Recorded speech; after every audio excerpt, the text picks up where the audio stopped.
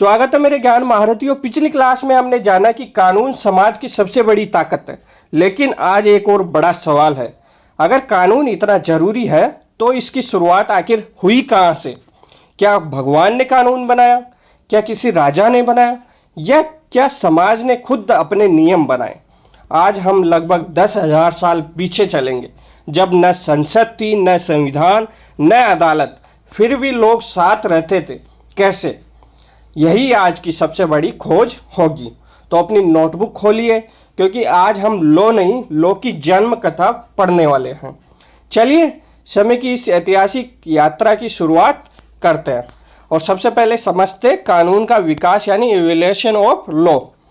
यह तो तय है कि कानून एक दिन में नहीं बना, यह हजारों वर्षों की सामाजिक यात्रा का परिणाम है।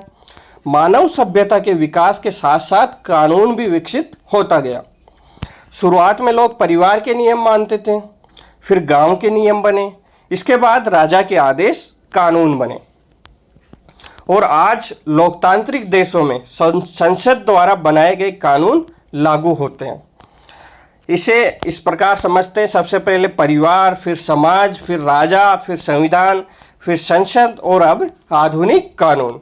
यही कानून के विकास की सबसे सरल यात्रा है। अगर भारत के संदर्भ में बात करें तो भारत में विवाह की कई परंपराएं पहले केवल सामाजिक रीति रिवाज थी। समय के साथ उनमें से अनेकों को विभिन्न कानूनों द्वारा मान्यता मिली। इसी प्रकार उत्तराधिकार, संपत्ति और गोद लेने से जुड़े कई नियम पहले समाज में प्रचलित थे, बाद में उन्हें विधिक स्वरूप दिया गया। इससे हमें यह समझना चाहिए कि कानून और समाज का संबंध बहुत गहरा है। अब एक ध्यान नोट कर लीजिए, यहाँ पे समाज कानून को जन्म देता है और कानून समाज को व्यवस्थित रखता है। कुछ महत्वपूर्ण प्रश्न है। मानव इतिहास में सबसे पहले किस प्रकार के नियम प्रचलित थे? ऑप्शन ए संसद द्वारा बनाए गए कानून, ऑप्शन बी संविधान, ऑप्शन सी प्रथाएं एवं रीति रिवाज, ऑप्शन डी न्यायालय के निर्णय। सोचिए, इसका सही उत्तर वैसे ऑप्शन सी प्रथाएं एवं रीति रिवाज आएगा। दूसरा प्रश्न है, निम्नलिखित में से कौन सा कथन सही है? ऑप्शन ए सभी कानून शुरू से ही लिखित थे, ऑप्शन बी कानून केवल संसद बनाती है, ऑप्शन सी कई कानून समाज की प्रथाओं से विकसित हुए हैं, ऑप्शन डी कानून का समाज से कोई संबंध नहीं है। इसका सही उत्तर आएगा कई कानून समाज की प्रथाओं से विकसित हुए हैं। अब मैं आपसे एक दिलचस्प सवाल पूछता हूँ।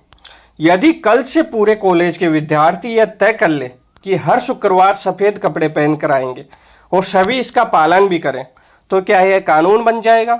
उत्तर है नहीं। यह केवल एक सामूहिक नियम है। जब तक राज्य उसे कानूनी मान्यता नहीं देता, वह कानून नहीं बनता। एज ए लॉयर, क्या हर पुरानी परंपरा को कानून बना देना चाहिए? उदाहरण के लिए, यदि कोई पुरानी प्रथा संविधान के मौलिक अधिकारों के विरुद्ध हो, तो क्या उसे आज भी लागू रहना चाहिए? इस प्रश्न पर सोचिए। यही सोच एक लॉ स्टूडेंट्स को सामान्य व्यक्ति से अलग बनाती है। कुछ प्रतियोगी परीक्षाओं में अक्सर निम्न प्रश्न पूछे जाते हैं।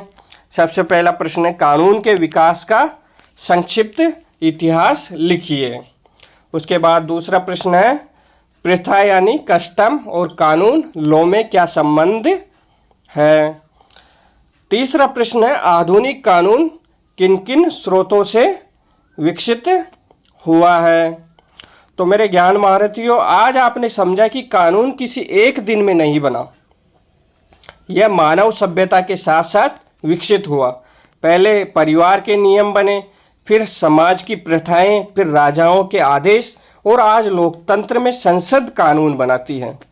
याद रखिए, कानून की किताब पढ़ने से पहले उसकी कहानी समझना जरूरी है, क्योंकि जो लॉ की जड़ों को समझ लेता है वह बेयर एक्ट को भी आसानी से समझ लेता है। अगर आज की क्लास ने आपको इतिहास से जोड़ दिया हो तो कमेंट में केवल एक शब्द लिखिए, जर्नी कंटिन्यूस। और आप देख रहे हैं ज्ञान महारथी। चैनल को सब्सक्राइब करना मत भूलना, जहां लॉ केवल पढ़ाया नहीं जाता बल्कि जिया जाता है। मिलते हैं अगली क्लास में, तब तक के लिए जय हिंद, जय भारत।